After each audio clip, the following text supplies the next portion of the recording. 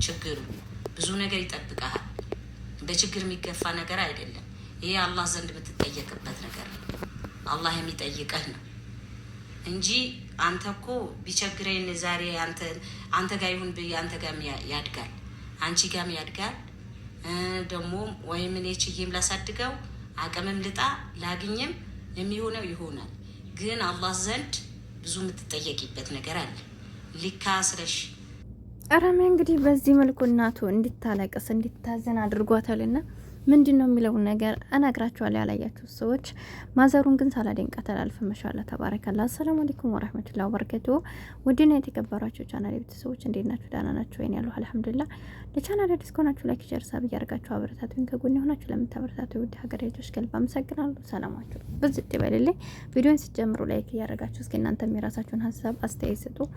እንግዲህ ያው ከቪዲዮ መግቢያ እንደሰማችሁት ሀሳቧን ቦጨቅ አድርጌ አሰምቻችኋለሁኝ እና እንግዲህ አብርሽና ጽጌ ረሙ እናቴን ፕራንክ አድርጉልኝ ከሜዲያ ጣፍቼ ስለነበር ጥሯትና ፕራንክ አድርጉልኝ ብሎ ፕራንክ እንዲያደርጓት አስደርጎ ነበር። እና እንግዲህ ያሏት ነገር ምንድነው? ረሙ ያለኔ ካሴት አስረግዟል ብለው ሲነግሯት ወላሂ በጣም ነው። በእርግጥ የሁላችንም ቤተሰቦች እንደዚህ አይነት ነገር ታውቃላችሁ በጣም ከባድ ነው። ዛሬ ድረስ ራሱ በጣም የሚፈራ ያለኔ ከሚወለድ ሲሰማ ብዙ ነገር እስከ መግደል ደረጃ የሚደርሱበት ሁኔታ አላቸው። ቤት እስከሚያስወጣቸው ደረጃ እኔ ከባድ ነው እንደዚህ አይነት ነገር እንደ ዲናችን እንትተነው ራሱ ማለት ነው።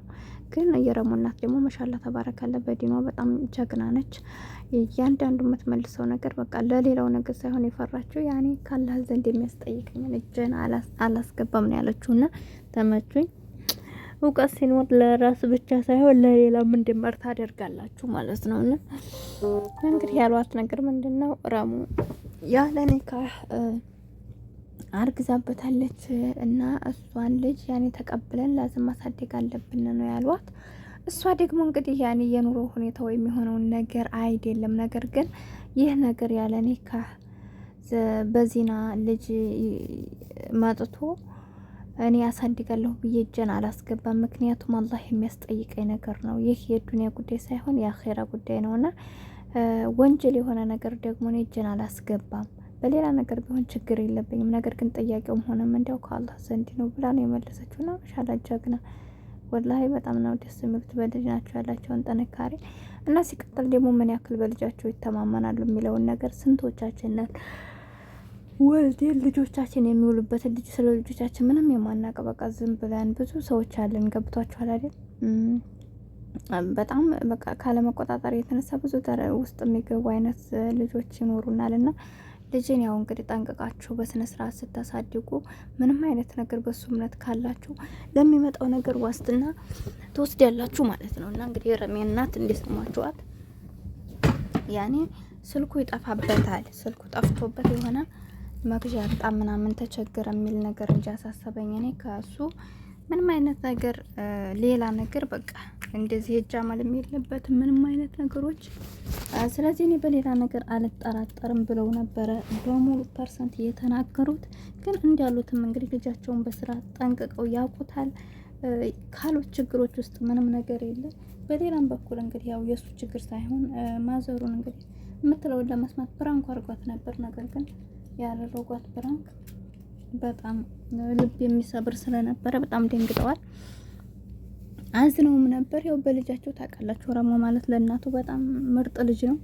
ጀግና ነው፣ ጎበዝ ነው፣ ራሱን ያሳድጋል፣ ቤተሰቡን ያከብራል። ያን ያክል አይደለም ደግሞ አሁን ትንሽ ያው እንዳልኳችሁ አህያ ጋሪዋ ላይ ጊድር ፈስተስ ተምራ ትመጣለች ይባላል እና የማይሆን ጓደኛሞችን እየገጠመ ያው በተለይ በዘንድሮ ትንሽ ወጣ ያለ ቦታ እናየዋለን እንጂ በጣም አሪፍ ነው ማለት ነውና ከዛ አንፃር ያው እናቱም ተከብሯልና እና እንደነገርኳችሁ ከዛ አንፃር እንግዲህ ያው እናቱ ምንም ማለት አልቻለችም። ነገር ግን ያ ያደረገው ነገር በአላህ ዘንድ የሚያስጠይቃቸው ስለሆነ ያንን ነገር ግን አልተደራደሩም። በቃ ይሄን ነገር አልቀበልም ለራሴ ጥያቄ ነው። ምክንያቱም እኔ ይሄ ነገር ካላህ ጋር ነው የሚያጣላኝ እንጂ የገቢ ጉዳይ ወይ ሌላ ነገር አይደለም። ግን ደግሞ ይሄን በማለቴ ይቺ ልጅቷ አሁን ያስረገዛት ልጅ ደግሞ በጣም መከራ ነው። በዚህ ሁኔታ ትቷት ሲሄድ ግን እኔ ምንም ማድረግ አልችልም።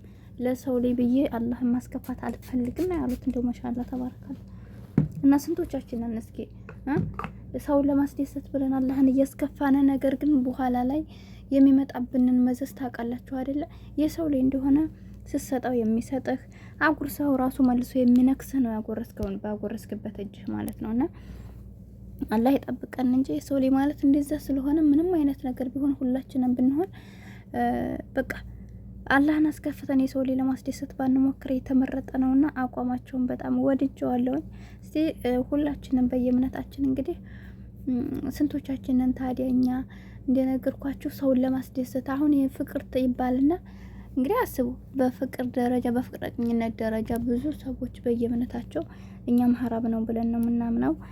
በክርስቲያኖቹም ደግሞ ያው ኃጢአት ነው ብለው ነው የሚያምኑት። ስለዚህ ከዛ ከጋብቻ በፊት ለሚፈጠሩ ግንኙነቶች ነገር ግን ያንን ነገር ብለው ፈጣሪያቸውን ፈርተው ለስንት ዓመት የኖሩት ሰዎችን ፍቅር ቢጤ ያዘን ብለው በፍቅር ተሸንፈው እንግዲህ አስቡ አላህን አስከፍተው ለሰው ለፍጡራን ብለው ያኔ ድንግላቸውን አሳልፈው ሲሰጡ ማለት ነው። ምክንያቱም ያን ሰው ድንግል ካልሰጣቸው እኔ እናንተ ጋር ለማቀጠል አልችልም ምናምን ሲላቸው ያንን ሰው ላለማጣት ብለው አላህን አስከፍተው ያለ ኒካ ህይወት ዝም ብሎ የሚጀምሩ አይነት ማለት ነው። አሁን ላይ እንግዲህ እየተራመደ ያለው ተራቋ ተብሎ ዘመን ተራቀቀ ተብሎ እንግዲህ የፍቅረኛ የሚባል ነገር ከመጣ ወዲህ አስቡ ሰው ትዳር ሳያገባ ነው እንግዲህ ሰው ግንኙነት ውስጥ የሚገባውና ምን ያክል ከባድ ነው። ግን ደግሞ በዚህም ልክ ምን ያክል ቤተሰቦች አሉ እንደዚህ ጠንቅቀው የሚያውቁ። በእርግጥ እኛንን እንጂ ያበላሸነው እናት አባቶቻችንም ክብር ነበራቸው።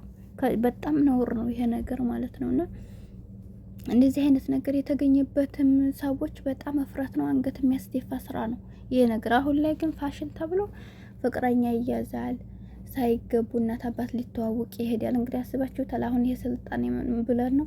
ለዛም ነው የአሁኑ ዘመን ትዳር እርሜው አጭር ነው። በቃ ምንም ያክል አንቆይም። ገብታችኋል? እንደምትመለከቱት ነው እንግዲህ ያለ ፍቃድ እንገባለን በራሳችን ከዛ በኋላ خلاص ይወጣል።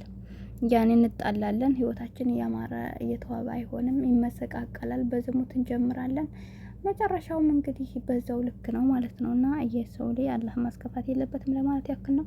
እንግዲህ የረሜ እናት በጣም አዝናበታል። በኋላ ይቅር በሉኝ ብለው ደግሞ ሲጎነበሱ ያስደሰቱኝ ነገር ለሰው ላይ አይሰገድም ለአላህ ነው የሚሰገደው አሉ። ማሻአላህ ተባረከለ። በጣም ደስ ይላል። እውነት ነው። ማንም ሰው ለፈጣሪ እንጂ ለሰው ልጅ መስገድ የለብንም። እና መለሰቻቸውን ሲንበረከኩ ማለት ነው። በመቀጠል ያው እንግዲህ ረሙ እንደዚህ ያኔት እንደምትናደድ ያውቃለሁ፣ ነገር ግን በዚህ ካልመሰለኝም እና በጣም ይቅርታ እያላት ነበር። እና ብቻ ይሄን ይመስላል ንግግራቸው በጣም ይመቸኛል። እና ሁላችንም ምን ያክል አጸያፊ እንደሆነ ከዚህ መረዳት እንችላለን። የማንኛውም እናት ምን ያክል እንደሚሰበር አያችሁት አይደለም? ከትዳር በፊት ለምናደርገው ነገር አያችሁት፣ በጣም ይከብዳል። እናቶቻችን ይሰበራሉ፣ ቤተሰቦቻችን ያፍራሉ፣ አንገት ይደፋሉ። ክብራችንን ጠብቂው ማለት ያክል ነው። ወዳችኋለሁ፣ አከብራችኋለሁ። ወደ ቻናል አዲስ ከሆናችሁ ላይክ፣ ሼር፣ ሰብ እያደረጋችሁ አበረታቱኝ። አይከፈልበትም ውዴቶቼ። አብሬያችሁ የነበርኩት ይሁንኝ። አሰላሙ አለይኩም ወራህመቱላሂ ወበረካቱ። ሰላም